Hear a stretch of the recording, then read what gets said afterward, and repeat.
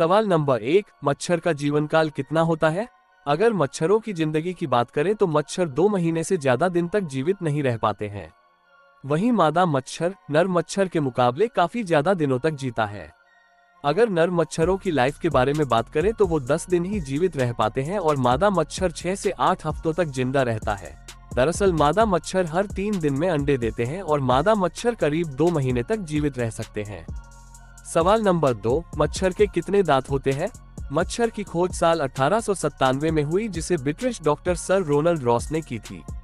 वैसे एक मच्छर के 6 पैर, 3 दिल, 100 आंखें एवं 47 दांत होते हैं। क्या कभी आपने सोचा है कि एक छोटू सा मच्छर हम सबकी मजबूत लेयर वाले शरीर के चमड़े को कैसे काट पाता है?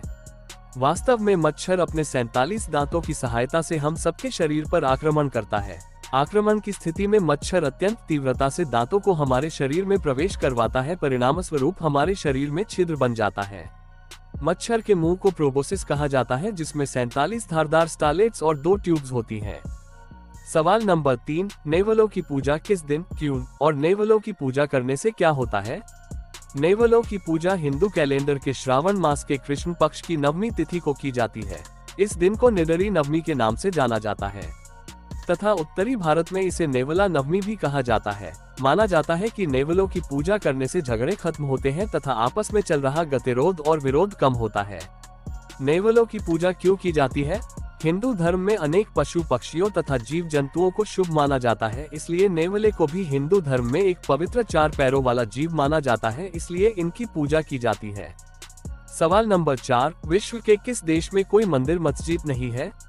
आपका जवाब है वेटिकन सिटी। वेटिकन सिटी में पोप की शासन की वजह से यहाँ एक भी मुस्लिम व्यक्ति नहीं रहता है।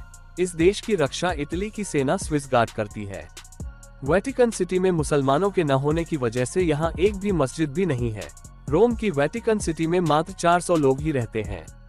दूसरा देश है उत्तर कोरिया। उत्तर कोरिया में धर्म पर पाबंदी है, इसलिए वहाँ ज्यादातर लोग कोई धर्म नहीं मानते। हालांकि वहाँ पुराने धर्म जरूर हैं, लेकिन उनकी गतिविधियां भी गुप्त तरीके से ही होती हैं। चर्च से लेकर मस्जिद तक सभी ना जाने कितने सालों से बंद कराई जा चुकी हैं। केवल मुस्लिम देशों के दूतावास के कर्मचारियों के लिए एक मस्जिद राजधानी प्योंगयांग में है। वहाँ देश का कोई नागरिक नहीं जा सकता। सवाल नंबर 5, कौन सा देश कभी गुलाम नहीं हुआ? दुनिया में ऐसे कई देश रहे हैं जो कभी गुलाम नहीं बने। इसमें Nepal, Bhutan, Thailand, Japan, Saudi Arab, Iran, चीन आदि जैसे देश शामिल हैं।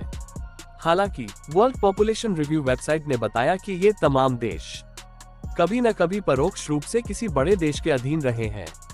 जैसे नेपाल की चर्चा करें तो ब्रिटिश ने इस देश पर भी हमला किया था। हालांकि मौसम की मार और गोरखा लड़ाकों से डरकर उन्होंने आधा नेपाल उन्हीं के हवाले कर दिया। कुछ हिस्सों पर कब्जा किया था।